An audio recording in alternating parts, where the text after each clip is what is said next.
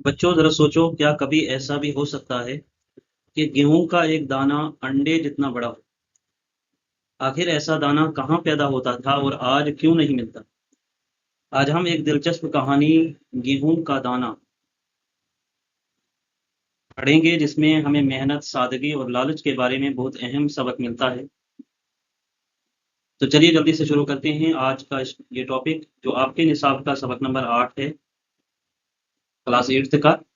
पूरे लेसन को हम कंप्लीट करेंगे एक ही वीडियो में, जिसमें सवाल और जवाब भी दिए गए होंगे और इसका खुलासा भी। तो सबसे पहला जो सवाल है कि इस सबक का खुलासा अपने अल्फाज में तहरीर कीजिए।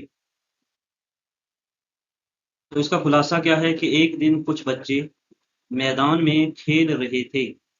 खेलते खेलते वो काफी दूर निकल गए। वहां उन्हें एक अजीब सी चीज मिली जो अंडे जैसी लग रही थी।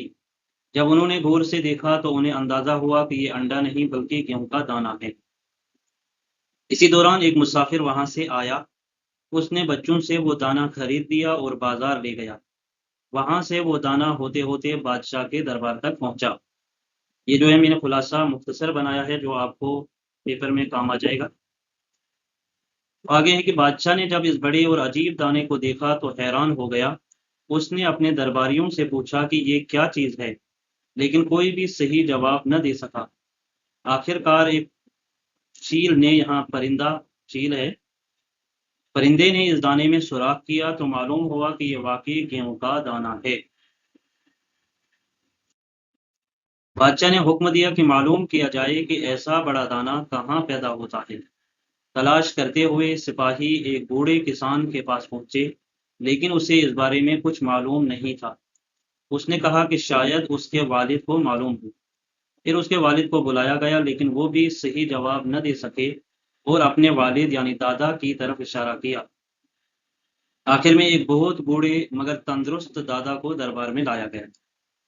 दादा ने जैसे ही दाना देखा, फौरन पहचान लिया और बताया कि ये उनके जमाने का गेहूं है। उन्होंने कहा कि ये पहले लोग खुद मेहनत करते थे, जमीन पर लालच नहीं था, और हर इंसान अपनी मेहनत की कमाई पर खुश रहता था। इसी वजह से जमीन में बरकत थी और ऐसे बड़े बड़े दाने पैदा होते थे। दादा ने ये भी बताया कि आज के जमाने में लोग लालची हो गए हैं, दूसरों की चीजों पर नजर रखते हैं और मेहनत कम करते हैं।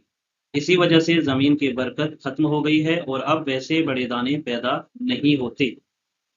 इसका नतीजा है कि इस सबक से हमें ये सबक मिलता है, या इस कहानी से हमें ये सबक मिलता है कि हमें मेहनत करनी चाहिए, लालच से बचना चाहिए और अपनी कमाई पर कनाअत करनी चाहिए।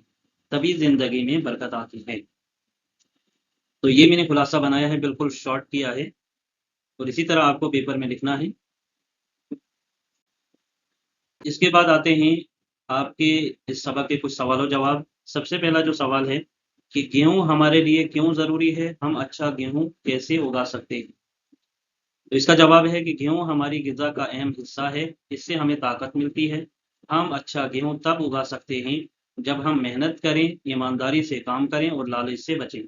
तब हम अच्छा गेहूं उगा सकते हैं। सवाल नंबर 2 है कि आज के इंसान की जिंदगी दुख भरी क्यों है? आज के इंसान की जिंदगी इसलिए दुख भरी है क्योंकि वो लालची हो गया और अपनी कमाई पर मुतमईन नहीं रहता। इसके बाद आता है कि बड़े दादा ने इस दाने को क्यों पहचान लिया? बड़े दादा ने इस दाने को इसलिए पहचान लिया क्योंकि ये उनके जमाने का गेहूं था और वो इससे वाकिफ था। सवाल नंबर 4 है कि सबसे ज्यादा कमजोर कौन था, बेटा, बाप या दादा? सबसे ज्यादा कमजोर बेटा था, क्योंकि वो दो लाठियों के सहारे चलता था और उसकी हालत सबसे ज्यादा खराब थी। और सवाल नंबर 5 है, ये कैसे पता चला कि वो अंडा नहीं बल्कि गेहूं का दाना था? जब उस दाने को खिड़की के पास रखा गया तो एक चिड़िया या एक चील आई और इसमें सुराख कर दिया, जिससे मालूम हुआ कि वो अंडा नहीं बल्कि गेहूं का दाना है। ये 5 सवाल थे आपके इस सबक के। इसके बाद आता है खाली जगहों को पुर कीजिए। तो इसी तरह आपको पेपर में आ सकते हैं, इनको आपने पुर करना है। जो भी यहाँ रेड कलर से दिए गए हैं, ये आपको भरना है कि गौर से देखा तो मालूम हुआ कि वो अंडा नहीं बल्कि गेहूं का दाना है। तो गेहूं लिखना है आप।